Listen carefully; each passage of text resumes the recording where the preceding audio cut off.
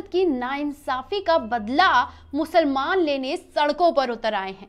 ये बात सुन के हर हिंदूवादी संगठन के लोग डंडा झंडा लेकर सड़कों पर उतर आते हैं। लेकिन भला तो हो यूपी पुलिस का, जिन्होंने इस बात का खुलासा कर दिया है कि डंडा झंडा लेकर जब पुलिस इस धमकी देने वाले के पास मुंबई में पहुंची तो इनका नाम उस्मान अली ना निकलकर ये तो अनिल रामदास घोटके निकले। और फिर उसके बाद क्या था, ये डंडे झंडे कहीं गायब हो गए।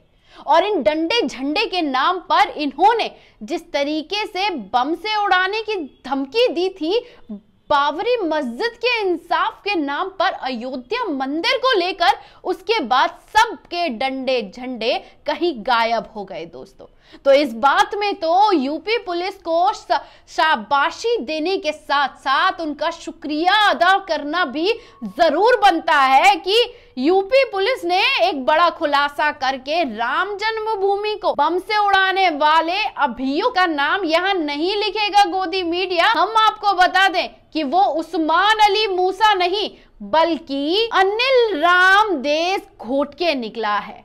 और ये जिस तरह से सोशल मीडिया पर फिर से मुसलमानों को निशाना बनाने के लिए इस खबर को बार बार हवाला देकर मुसलमान तो आतंकी ही होता है कहने वालों के मुंह पर किसी और ने तमाचा नहीं, खुद यूपी पुलिस ने इस खबर को सामने रखकर उनके मुंह पर जड़ दिया है। हम आपको बता दें दोस्तों कि अयोध्या का राम जन्मभूमि को उड़ाने के साथ साथ दिल्ली मेट्रो स्टेशन को भी बम से उड़ाने की धमकी दी गई थी।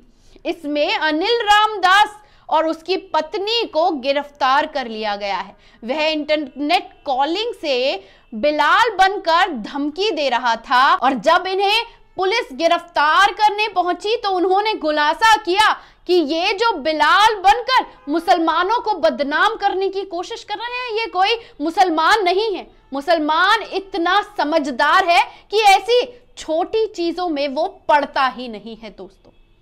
और जब पुलिस इनके पास पहुंची तो अनिल के पास क्या क्या मिला है आपको खुद जानकर हैरानी होगी, क्योंकि खुद को मुसलमान दिखाने के लिए मुसलमान जैसी तमाम चीजें होना भी तो जरूरी है।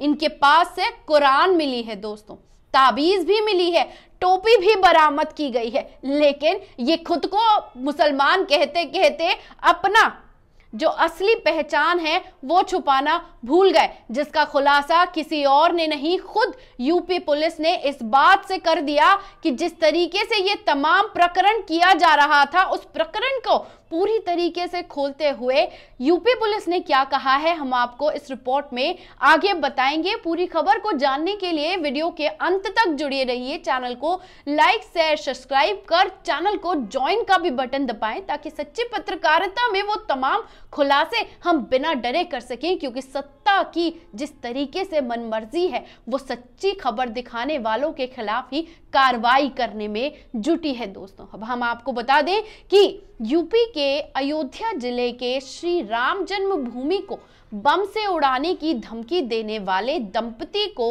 अयोध्या पुलिस ने महाराष्ट्र से गिरफ्तार कर लिया है। राम जन्मभूमि पुलिस ने इस बात को लेकर खुलासा किया है कि यूपी पुलिस में गर्लफ्रेंड के भाई को फंसाने की नियत से आरोपी अनिल ने राम जन्मभूमि को उड़ाने की धमकी तक दे डाली। अयोध्या पुलिस ने यह भी बताया कि कॉलिंग के जरिए आरोपी ने अयोध्या निवासी मनोज कुमार के फोन पर 2 फरवरी को राम जन्मभूमि को बम से उड़ाने की धमकी दी थी। अयोध्या पुलिस को जांच के दौरान इस बात की जानकारी मिली। हालांकि इस बात का खुलासा कॉल ट्रेस होने के दौरान हुआ। तो अनिल ने अपनी गर्लफ्रेंड के भाई को फंसाने की नियत से रामलला को बम से उड़ाने की धमकी दे डाली थी। आरोपी ने नेट कॉलिंग पर खुद को दिल्ली का रहने वाला बताया था और उसी के साथ साथ खुलासे के बाद पुलिस ने इस दंपति को महाराष्ट्र में जाकर जब गिरफ्तार किया तो इनके पास कुरान बरामद हुई, इनकी दाढ़ी वाली तस्वीरें भी सामने आई, इनके पास तो टोपी भी साबित हुई। अब चाहे आप घर में कुरान रख लीजिए, टोपी पहन लीजिए या दाढ़ी लगा लीजिए, लेकिन ईमान वाला मुसलमान ऐसा कभी कर ही नहीं सकता। ये कोई स्टेटमेंट नहीं है, ये वो सच्चाई है कि जब आप किसी मुसलमान से मिलेंगे तो वो नफरती नहीं, वो भारत के संविधान को मानने वाला वो सच्चा सिपाही है जो लगातार सिर्फ और सिर्फ संविधान में न्यायपालिका पर यकीन करता है और बाबरी मस्जिद के आए हुए उस फैसले का सम्मान करता है। फिर हिंदूवादी संगठनों को सिर्फ और सिर्फ नफरत फैलाने के नाम पर किसी को शिकार बनाना आता है तो वो सीधा मुसलमान बनकर फर्जी हिंदू के भेष में आकर नफरत फैलाकर सोचता है कि वो तो माला माल बन जाएगा। लेकिन इसमें पूरी तरह से शाबाशी यूपी पुलिस को दी जानी चाहिए और शुक्रिया भी यूपी पुलिस का किया जाना चाहिए कि कॉल ट्रेस में सच्चाई का पता चल गया। क्योंकि आए दिन सोशल मीडिया पर वीडियो जो मुसलमानों को लेकर वायरल होते रहते हैं, उनकी सच्चाई खोजने पर सीधा पता चलता है कि ये फर्जी हिंदू हैं जो सिर्फ और सिर्फ मुसलमानों के नाम पर अपनी बेरोजगारी हुई उस जेब को भरना चाहते हैं जिससे उन्हें 2 वक्त का खाना मिल जाए।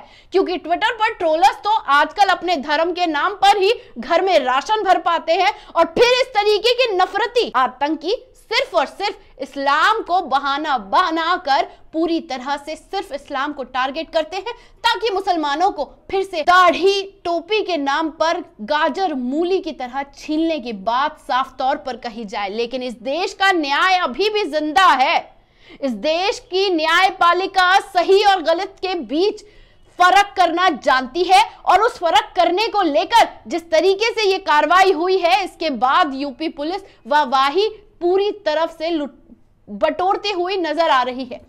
लेकिन दोस्तों, आपको ये भी जान लेना जरूरी हो जाता है कि ये पहली बार ऐसा प्रकरण नहीं हुआ है। रमजान के दौरान भी यूपी में जिस तरीके से गोश्त के टुकड़ों को फेंककर मुसलमानों को टारगेट करने की कोशिश की गई थी, तो उस वक्त भी यूपी पुलिस ने समझदारी का साफ तौर पर मुजाहरा देते हुए तमाम झूठे प्रोपेगेंडा को बेनकाब कर बताया था कि मुसलमानों का इस पूरे प्रकरण में कोई लेना देना नहीं था।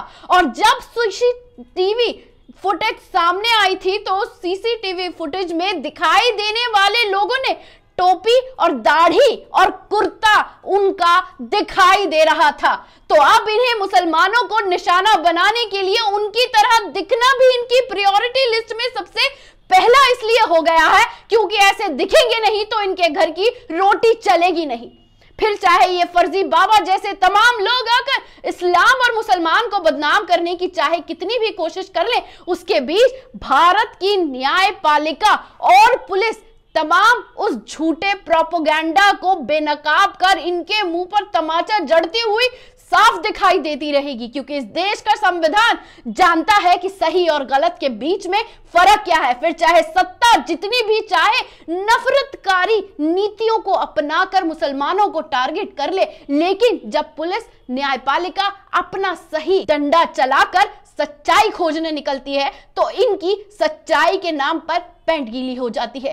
कैसी लगी ये खबर? कमेंट बॉक्स में आकर अपनी राय देना ना भूलिएगा। शुक्रिया।